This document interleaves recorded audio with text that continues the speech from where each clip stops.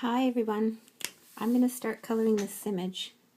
I usually like to start with all the skin tones. So I'm starting with E000, going over all of her skin.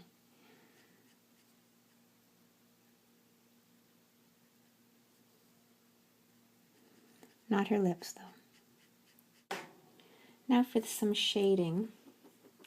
Start with E01 for just a wee bit of shading, not a whole lot. Think about where your light source is coming from so then you'll know where to put the shading. I've got my light source coming from this area, above her and to the right.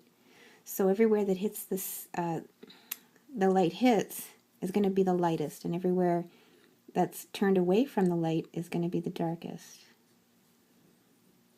So this side of her hand, for instance.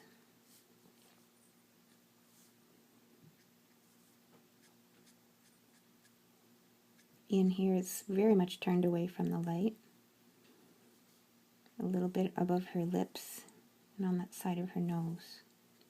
I like to put a little bit of shading up in the hairline and as well on the ear and just a little bit on the right cheek, just to give it that rounded appearance. If you leave it completely light in tone, it kind of looks flat.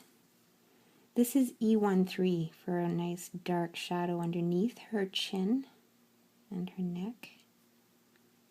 A little tiny bit on the hands, not a lot. Just on that far left side and a little bit on the fingertips. Now in where the cheek is, and you don't make these very large areas of dark, just a wee tiny bit is all you need. A little bit more in the ear.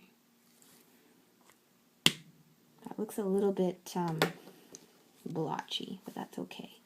Now we're going to blend it, so I'm going to pick up my E01 again and just make some light feathery strokes, starting where the dark shade is and then moving out towards the lighter areas.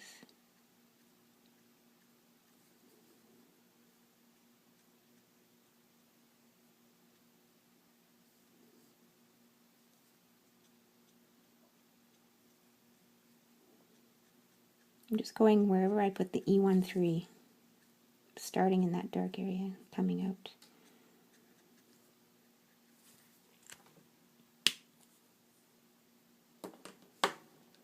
I'm going to go back to E000 just to blend it a little bit more so you don't see any lines at all. You don't want lines showing on a face. You very seldom get a sharp enough shadow on the face to make a line of demarcation.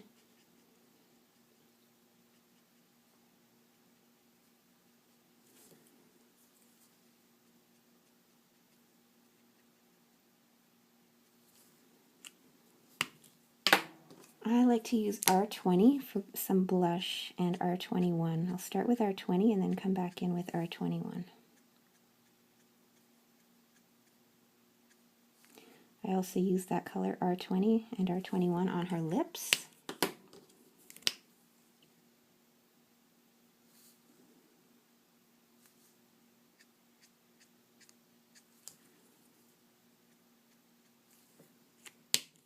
And blend it out along the outer edges of that patch of color with E000.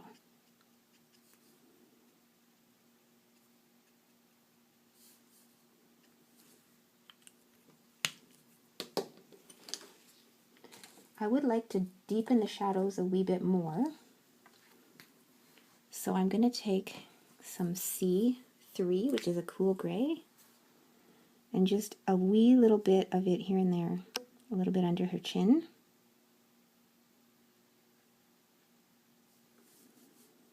And on the far left side of her face, but just a touch, not too much. A little bit in her ear. The darker tones will do, the darker shades they're going to make an appearance of receding back. The lighter shades are always going to make the image pop forwards towards you. I'm going back in with E13 over the gray because I don't like leaving gray on the face anywhere. You just put a little bit more of the hue back in, and then it doesn't look like she's got gray blotches on her face. And again with E01 to just blend that out a bit. Doesn't take much, just wee little touches.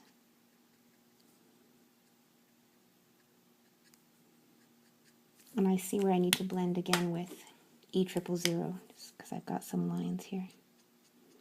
Little feathery touches like this, where you flick the marker.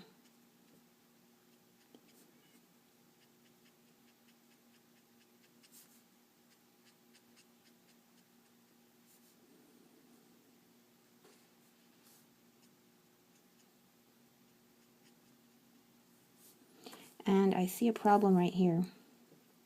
I don't know if you can see it, where I've got the gray coming onto her hand a wee bit. So I'm going to take my E000 and just push that gray off of that hand, using it like as if it was the blender pen to erase it. That should do it. I think I'm pleased with the face. I think I can say I'm done the skin tones and move on to her hair. Now this is the fun part. I love doing hair. I'm going to make some nice highlights to start with. I like to go from light to dark. So I'm going to put highlights wherever I feel that sunshine or whatever that light source is hitting her hair. And if you study someone's hair while they're sitting outside on a park bench or waiting for the bus or whatever, and look at how the sun hits it. Think of where the sun is coming from and where the sun's going to land on that hair. Then you'll start to understand when you start studying how highlights are in reality. You'll understand how to do it onto your colored images, because I'm just applying that knowledge that I've picked up just from observation. That was my E50. Now I'm going to go into E53 a little bit, not too much. Now I always like to leave lines with hair because hair has lines. Each strand of hair creates a line. So I'm not going to try to be blending these lines out as I did with the face. I'm going to keep the lines because the lines are going to give it some texture and make it look like hair.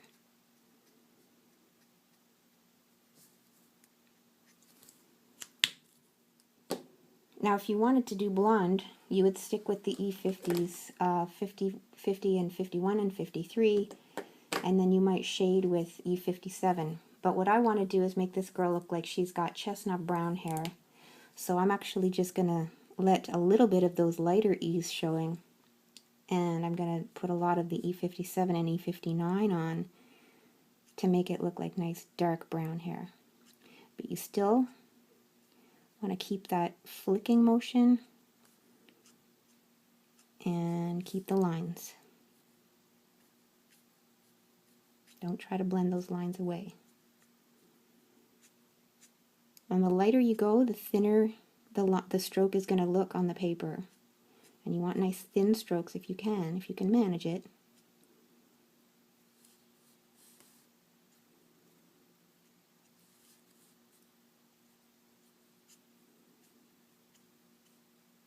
I think I'd like to invest in some of their liners, their brown liners, just for this purpose, so I could really do some nice thin lines on the hair.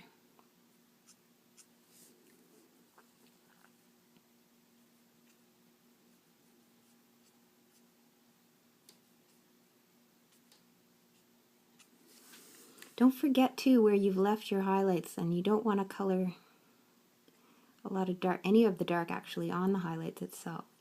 You want to leave those highlights showing. So just remember where you want them and avoid those places when you've got your darker colors.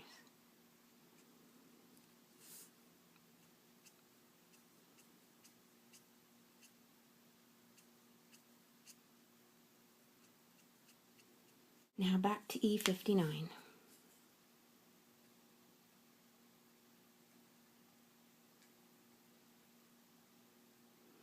When you're going back in with the darkest, you don't want to color over absolutely every strand that you just put the medium shade on, you wanna have both showing. So you got to leave a little bit of the last shade that you put on showing a little bit, and then you've got some differences where you can see light and dark, because the light really plays with hair. I like to have a lot of dark up at the part. It sort of differentiates that part from the rest of the hair.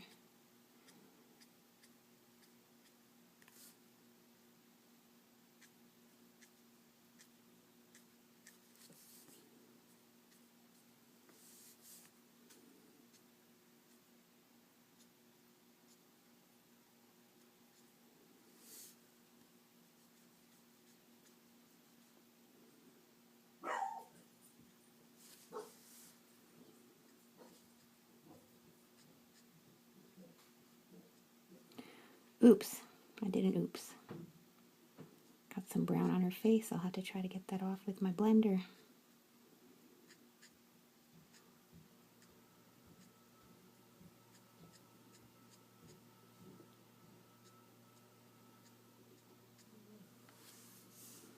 I think there's still too much highlight showing.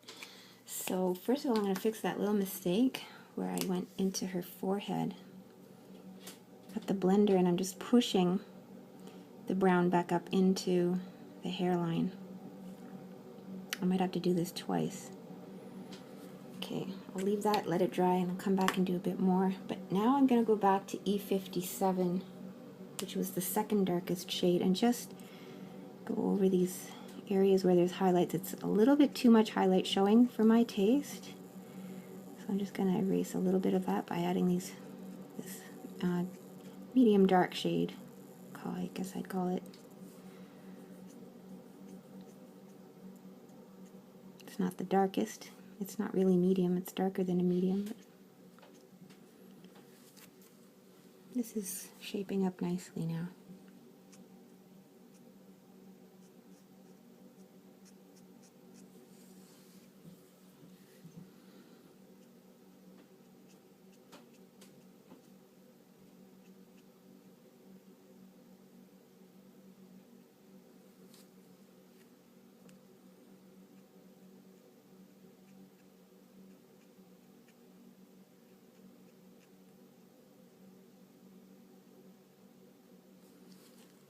Oh, I'm enjoying how this looks. It's nice.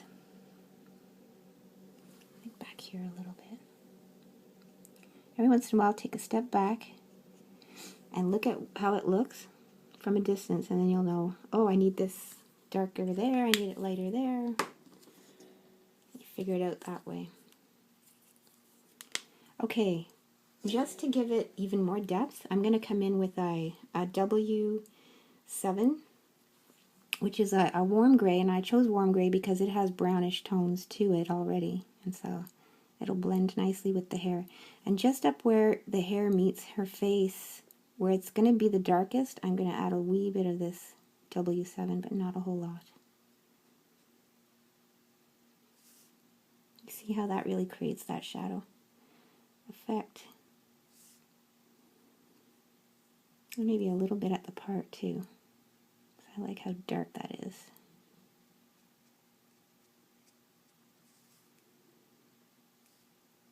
And a bit on the edges.